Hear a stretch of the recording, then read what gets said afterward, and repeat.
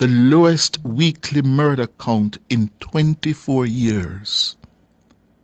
The lowest weekly murder count in 24 years, with 6 murders during the Christmas week of 2024. I've been saying it.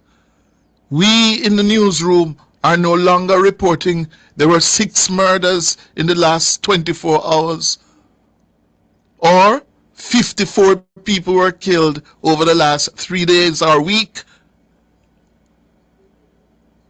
This is what we must focus on. The lowest monthly murder count in 25 years was in February this year. The lowest monthly murder count.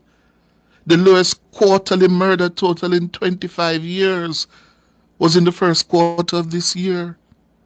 Most consecutive weeks with murders below 15 in 25 years